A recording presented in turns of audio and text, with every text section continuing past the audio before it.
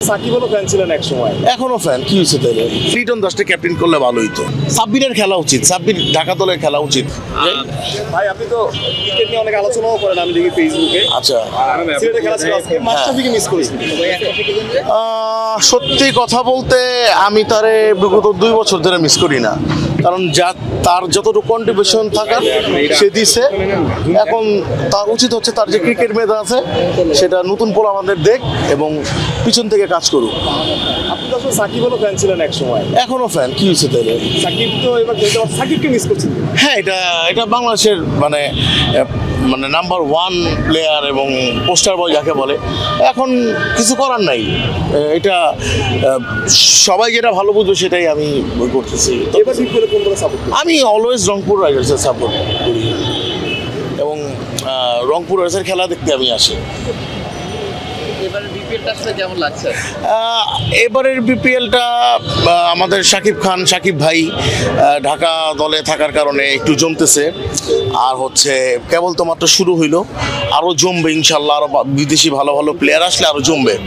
আর একটা জিনিস সত্য কথা বলতে আমার কাছে যে জিনিসটা লাগতেছে, যদি আমাদের ফরেন প্লেয়াররা একটু ভালো আসে তাহলে ক্রিকেটটা জমবে। আর আসলে আমরা যারা ঢাকার লোকাল বা আমরা যারা ঢাকা স্থায়ীভাবে বসবাস করি, আমাদেরও উচিত বিপিএল দেখতে আসা এবং অবসর সময় যেরকম আমি আসলাম, অনেকে আসলে জমবে, দেশের ক্রিকেটটা আরো উন্নতি হোক। এটা তো আমরা সবাই চাই, আপনারা তো চান। শাকিব খানের কথা বলছিলেন, শাকিব খানের সাথে আপনি তো কাজও করেছেন। শাকিব খানের দেখা হয়, আপনি তো রংপুরের সাপোর্টার, তাকে আসলে কি বলছেন ভাই?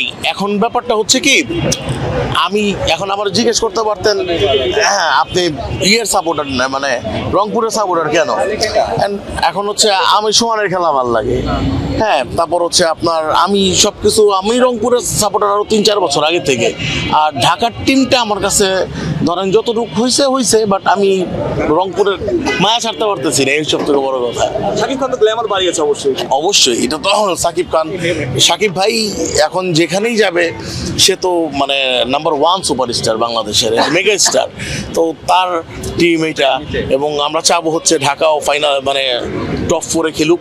আর সাকিব ভাই যতদিন করেন আমাদের এই ঢাকার টিমে সাপোর্ট দিচ্ছে, এবং সব থেকে বড় জিনিস হচ্ছে ঢাকাও মোটামুটি টিম, বাট একটু ব্যালেন্স করা উচিত ছিল। আর সামনে যেহেতু একটা গেম গেছে, সামনে দেখবেন আরো বিদেশি প্লেয়াররা আসলে ঢাকাও খুব কঠিন টিম হয়ে দাঁড়াবে। শাকিব খানের দলটা আসলে ওভারঅল কেমন হয়েছে, যেহেতু আপনার কলিগ একসাথে কাজ করেছেন?